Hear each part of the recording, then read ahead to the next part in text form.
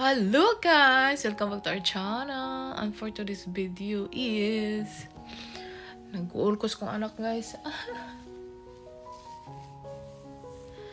Tumawag kasi si Sophia guys na sakit daw yung ganibadughan. Ay ka naman mag-ilaw.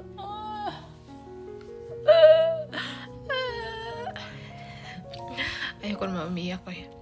Pigilan natin, bawal. So, tumawag yung nurse office sa school ni Sophia, guys. And then, hindi ko mapigilan umiyak. Ang hirap kasi na yung andito lang ako, tapos wala akong magagawa ba, no? So, tumawag yung nurse office na nagsakit daw yung yung dughan ba ni Sophia ba? So, parang sabi ni Mr. indigestion lang siguro, ganon. And then, hindi kasi makuha ni Mr. guys dahil undawi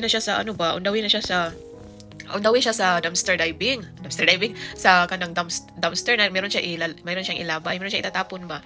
So part sa kanyang trabaho. And then naawa ko sa kanya ba dahil wala kasi siyang tubig ba. Parang feeling ko kasalanan ko rin dahil hindi kasi ako magising pag sila lang kasi pinabayaan ko lang kasi sila mag-prepare sa kanilang sarili pagka umaga dahil malalaki na nga. So and then si Ethan, katabi ko si Ethan pag gusto ko kasi si Ethan matulog na kasi sakto yung tulog niya ba. So to make it short, mahaba na naman dahil ang naman ng taas naman ng video ko, wala namang manonood. Ganito kasi guys, naawa ko dahil sabi ko sa kanya na mag-relax ka na lang dyan sa nurse office dahil maghihintay ka na lang sa bus ba pauwi. And then ang bus kasi mga 3 o'clock kasi sila matapos sa mga 3 o'clock yung kanilang klase ba until 3 o'clock. So makakarating sila dito mga 3:30 something, 3:30 or 3:40 something like that. So sabi ko sa kanya maghintay ka na lang kung kailan yung time ng bus kasi hindi talaga makakakuha si Mr. guys. Ang hirap kasi dito dahil hindi pa talaga ako marunong mag-drive. So sabi ng aking anak baka daw pwede sa kaibigan ko. Nahihiya din ako kanang ask ng favor sa kaibigan ko ba, may mga anak din baya siya. So, pasensya na guys, naiyak talaga ako. Hingos na kasi yung sipon ko umaagas talaga. So parang ang useless ko na ba dahil hindi ako marunong mag-drive. Inaano na ako ni Mr. guys. Dali lang guys, para makakuha na ako ng parang permit ba, yung student permit ba siguro para na ako baka may magturo na sa akin ba para matuturuan na ako mag-drive.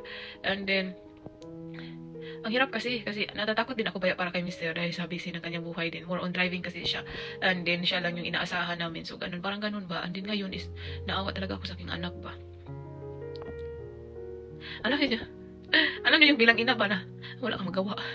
Pag isasabi ko yung naawa ba na sakit ng aking dughan. Ang sakit aking dughan. Parang uwi naman ako dito. So hopefully magiging okay lang siya mamaya. Ewan ko anong nangyari sa aking anak, no. Dahil last time ito, sumasakit din yung kanyang puson.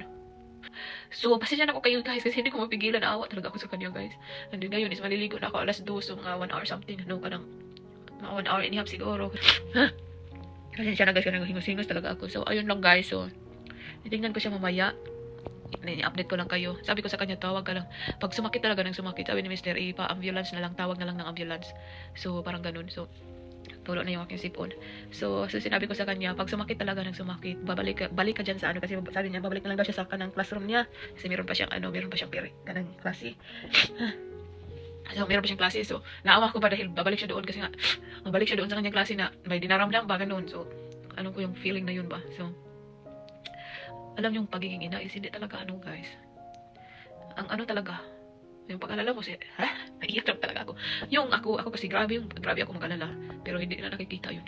So, iyak lang ako. So, ayun na nga guys. So, i-update ko kayo mamaya kung okay lang siya, no. So, maliligo lang muna ako kasi parang ready na din ako ba. So, alright guys. See you later.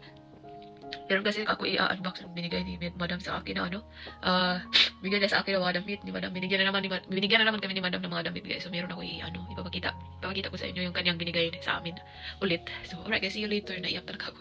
See you later guys.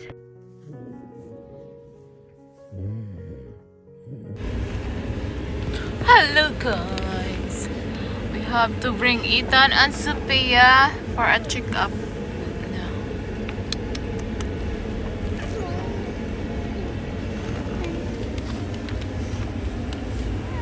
Yeah, cost daddy money.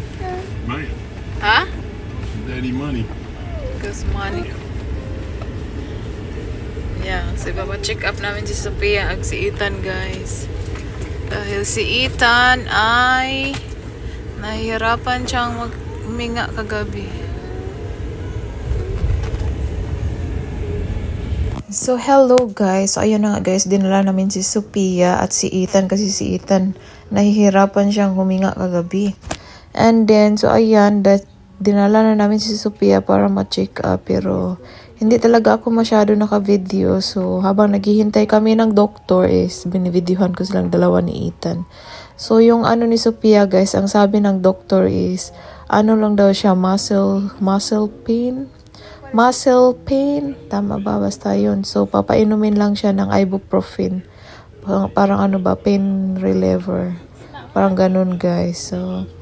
So ayan. So, hindi ko na kayo na-update nung dumating si Sophia kasi na-busy din ako. So, kaya kinabukasan na ako naka-video. So, yeah. So, ayun lang guys. Thank you all for watching. Please don't forget to like and subscribe. Bye guys.